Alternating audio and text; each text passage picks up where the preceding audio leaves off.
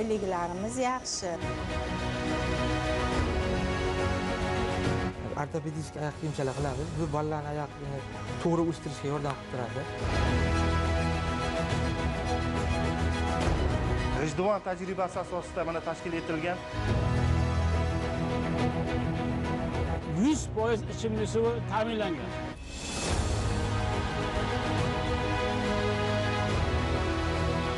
İşsiz kambag'al yo'q. Shunaqa sharoitlarga yaratib berganlari uchun prezidentimizdan ming marta minnatdorman, xursandman.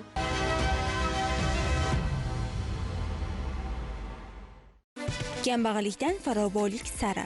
Bugun yurtimizda amalga oshirilayotgan har bir islohot zamirida mana shu ezgu maqsad bor. Asosiy e'tibor odamlarning hayotini o'zgartirish, turmushini yaxshilashga qaratilyapti.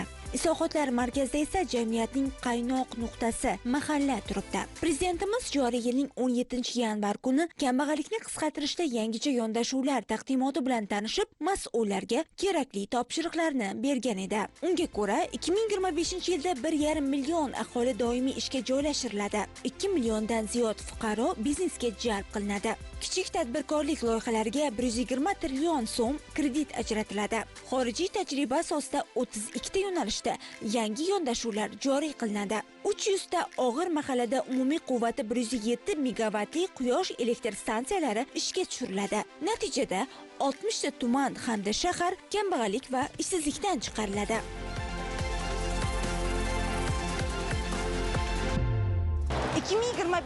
yil ishsizlik va kambag'allikni qisqartirishda hal qiluvchi yil bo'lishi kerak. Bu davlatimiz rahbarining mas'ullar oldiga qo'ygan katta vazifasi.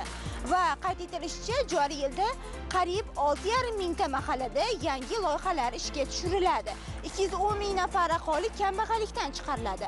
Bu kabi maqsadlarni amalga oshirishda esa ilg'or tajribalarni o'rganish va amaliyotga tatbiq etish muhim ahamiyatga ega.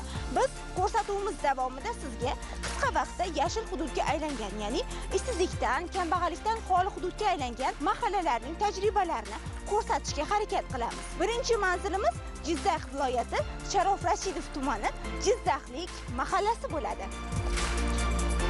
Dastlab Jizzax viloyati haqida qisqacha. Kambag'allikdan farovonlik sari dasturi doirasida respublikamizda 1024 ta og'ir toifadagi mahalla tanlab olingan bo'lsa, shundan 58 tasi Jizzax viloyatida.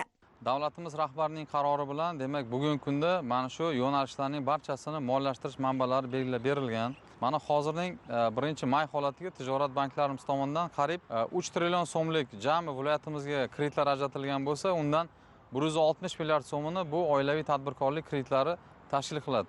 160 milliard so'mlik kredit degani bu o'sha aholi tomorqasi, mikro loyihalar, qolaversa mana shu tajribalarda belgilangan loyihalarning manbai hisoblanadi. Mahallaning o'ziga ham pul ajratilgan. Pastdagi mahalladagi soliqchilarimiz undirayotgan soliqning har 10% o'zlariga kelib tushadi. Bu ham manba. Ushbu 58 ta mahallada birinchi navbatda aholi tomorqasidagi mahsulotni yetishtirish uchun ularni suv bilan ta'minlash maqsadlari uchun 124,5 milliard so'm mablag' ajratilgan bo'lsa, undan keyingi bosqichda ushbu mahallalarni elektrlashtirish va undan keyingi bosqichda ushbu mahallalardagi yo'l tizimini yaxshilash maqsadida jami 193 milliard so'm mablag' ajratilgan. Mana agar oddiy tahlil qaraydigan bo'lsak, mana shu 58 ta mahallaning o'zidagina agar biz tomorqasiga suv olib kiradigan bo'lsak, bu qariyb 45 mingdan ortiq aholining tomorqasida mahsulot yetishtirishi va bu orqali ularning bandligini ta'minlash imkoniyatini yaratadi. Agar bundan ham chuqurroq tahlil qaraydigan bo'lsak, bu 45 ming aholidan 10 mingtasi aynan o'sha kambag'al oilalar reyestriga kirgan oilalarimiz hisoblanadi. Kambag'allik darajasi hududda yilning boshida respublika miqyosida eng yuqori ko'rsatkichlardan 11,8% ni tashkil etgan edi. Yil yakunigacha kambag'allik darajasini 6,1% ga tushirish maqsad qilingan. Buning uchun aniq chora-tadbirlar rejasi ishlab chiqildi. Unga ko'ra hududda joriy yilda 168 ming nafar aholining bandligini ta'minlash rejalashtirilgan bo'lsa, o'tgan 5 oyda 43,500 nafar aholi ishli bo'ldi. Har bir kambag'al oilaga viloyatimizdagi rahbar xodimlar biriktirilgan. xususan 891 ta rahbar xodim har biri o'ziga 5 tadan kambag'al biriktirilgan bo'lib, ular bir oyda 2 marotaba ushbu kambag'al oilalarga tashrif buyurgan holda o'zlarini kasbga o'qitish, ularning farzandlarini to'garaklarga jalb qilish, o'zlarini demak tadbirkorlik ko'nikmalarini oshirish va eng osoni hozir aytganimdek, agar ularning tomorqasi bo'ladigan bo'lsa, mana shu tomorqasida mahsulot yetishtirish orqali ularning bandligini ta'minlash va ularni pirovardda kambag'allikdan chiqarishni reja qilib olganmiz. Ularga Sayxunobod tajribasi asosida tomorqasidan unumli foydalanish masalalari o'rgatilyapti. Zarbdor tajribasi asosida mana viloyatimizda umumiy qiymati 70 milliard so'mga yaqin bo'lgan 32 ta loyiha amalga oshirilyapti.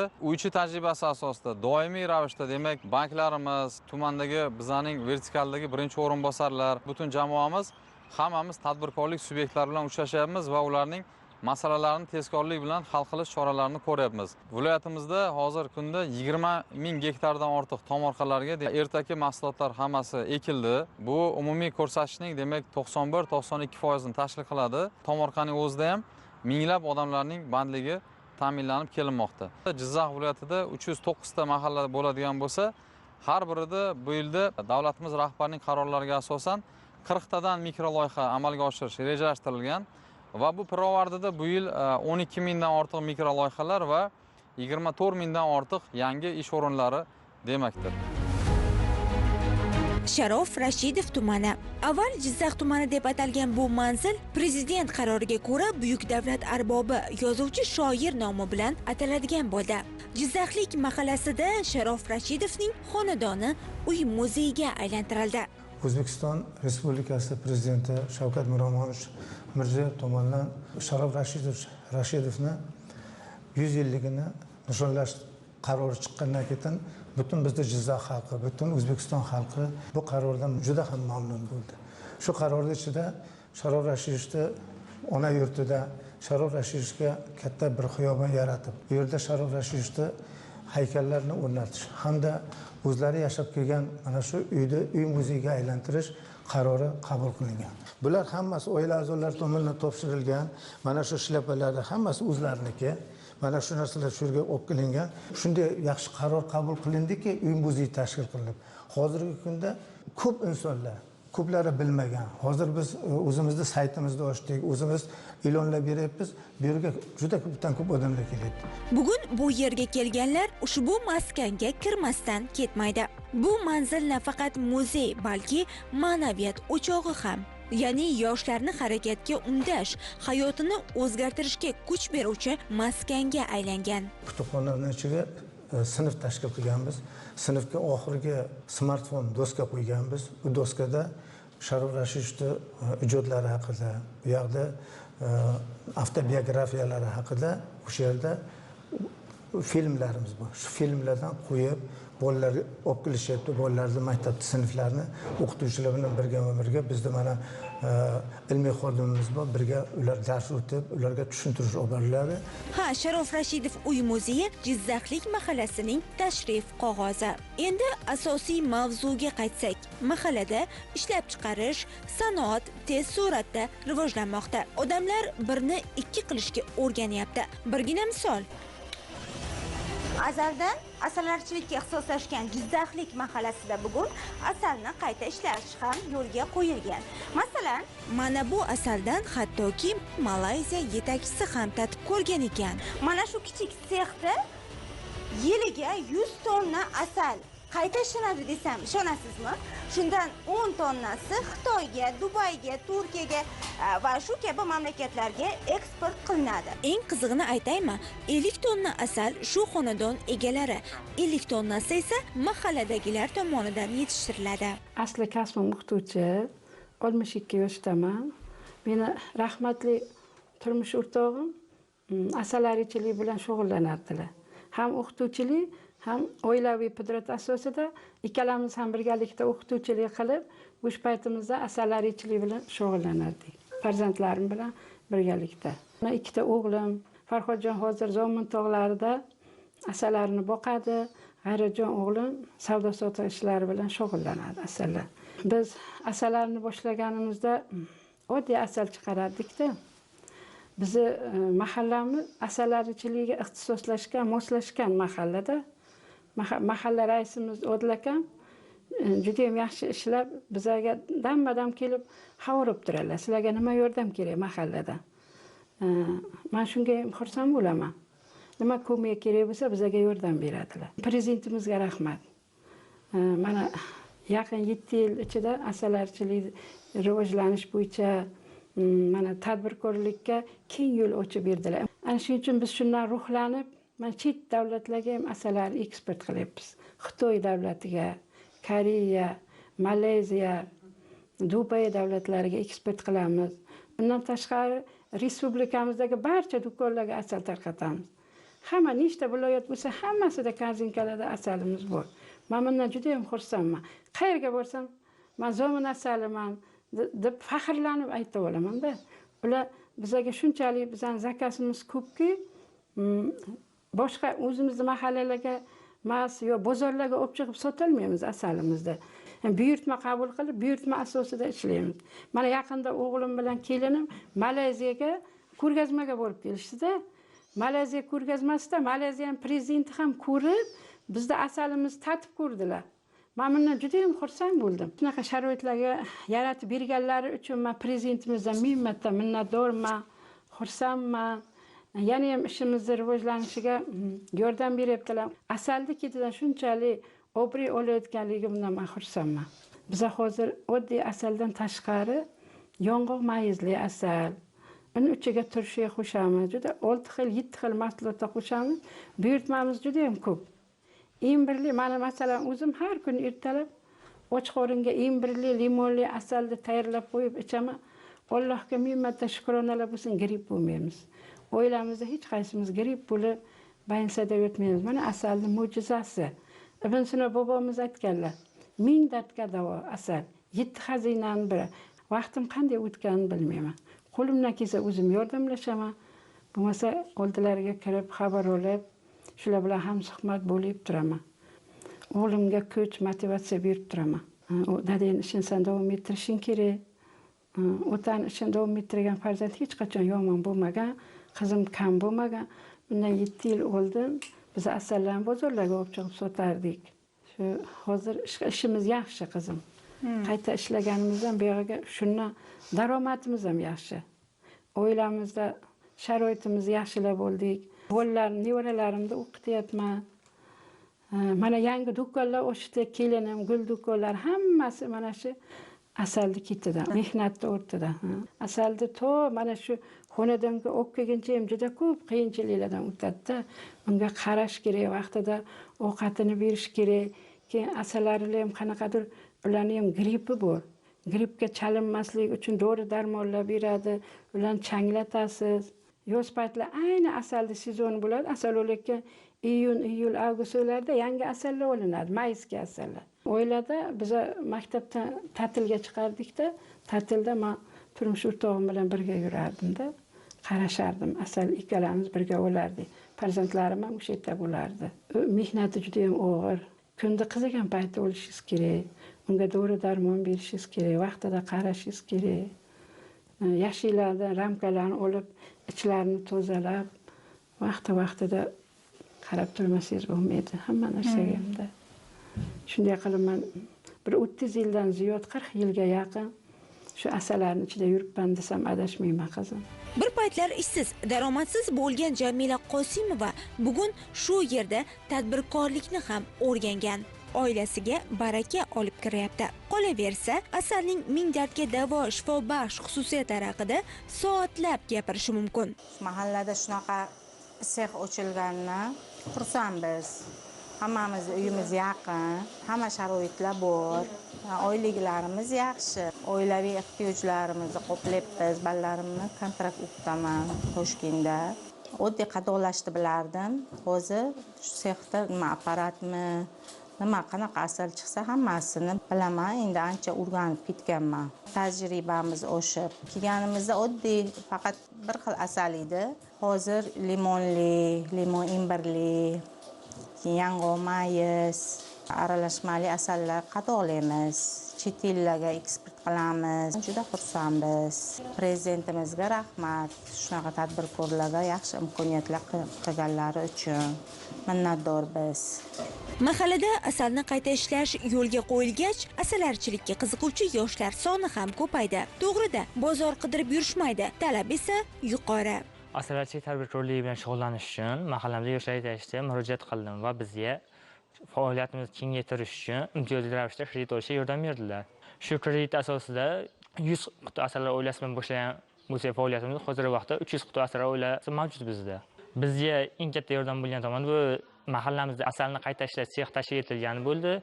Biz yiliga 5 tonna asallar mahsulotlarini yetishtiramiz va bu mahsulotlarimiz orqali 80 million foyda ko'rmoqdamiz. Bu oilamizga qo'shimcha daromad bo'lib xizmat qilmoqda. E'tiboringizni asalarichilikdan charm sanoatiga qaratmoqchimiz.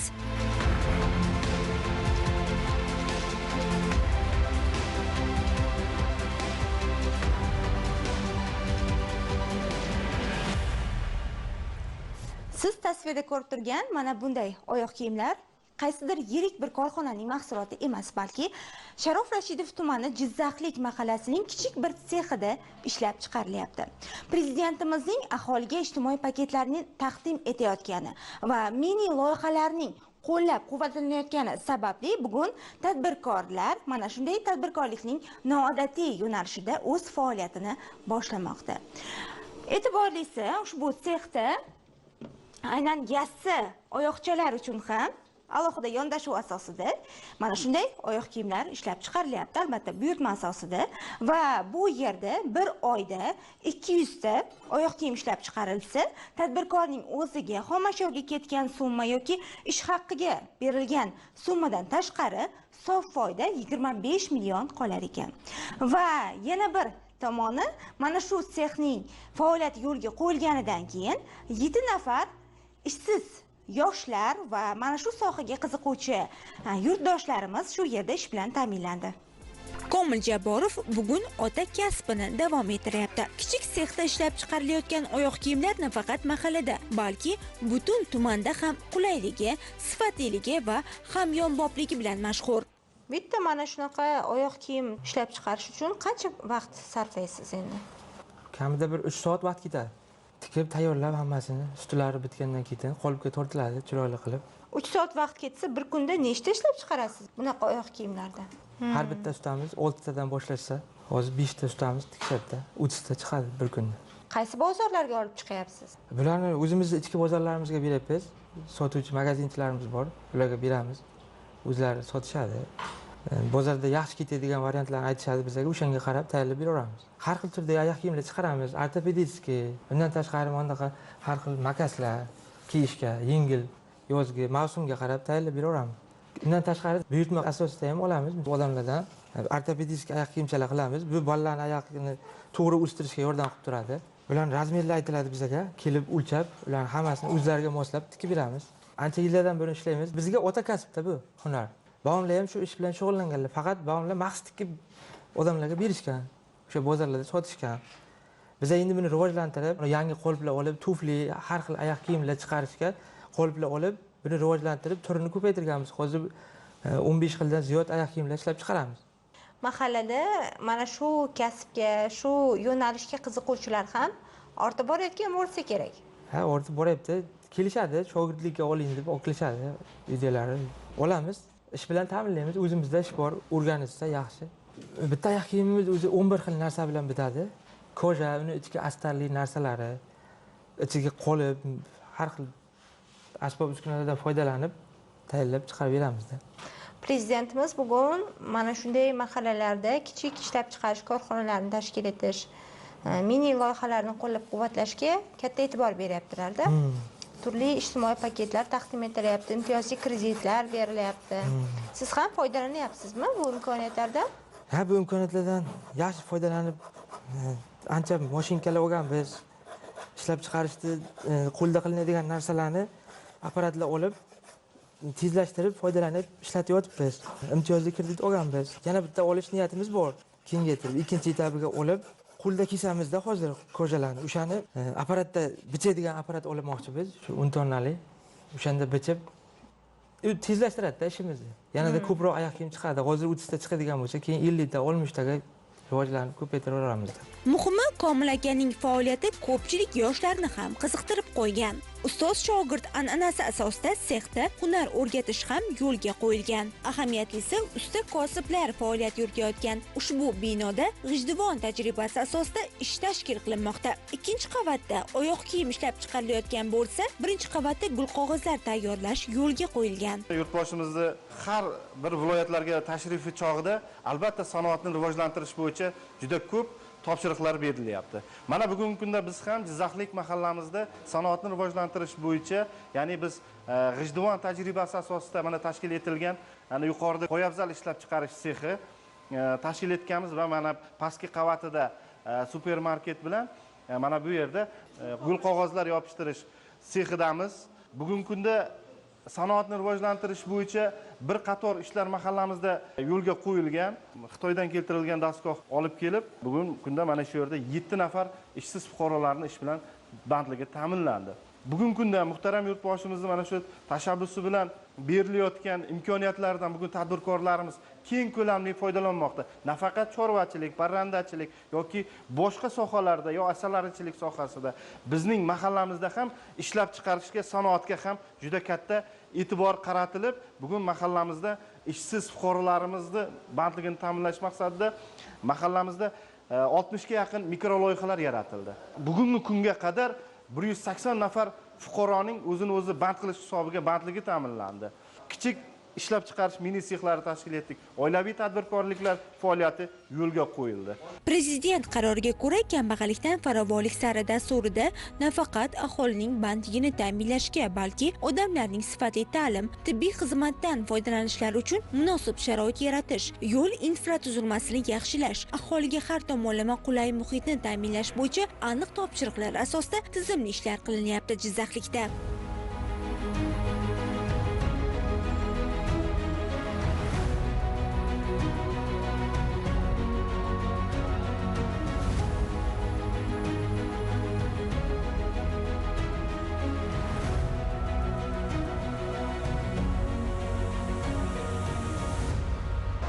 Hozirgi kunda bizda ishsiz yo'q.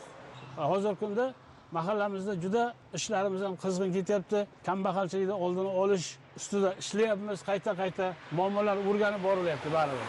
Rivojlanish bor, o'zgarish bor. Mana yo'llarimizda shu yil mana shu 6 oy, 5 oyga 1 kilometr asfalt oldik. Xudo xolasa shuni yotqizamiz. 100% ichimlik suvi ta'minlangan. O'tgan yili 6,5 kilometr ichimlik suvini tortdik. Muammo yo'q suvda, ichimlik suvida. Gazda, svetda muammo yo'q. Beton stolbalar turg'izildi, yoritgichlar o'rnatildi. Hech qanaqa muammo yo'q. Maktabda qayta remont qilindi. Poliklinikani yangitdan qurildi. 5 ta uy bog'cha bor. Ular nazoratimizda ishlab turibdi. Infratuzilmada muammo yo'q. Musor chiqarishlar vaqti bilan hammasi bo'lyapti. Dunyoda bo'layotgan vaziyatni hammasini ko'rib turibmiz.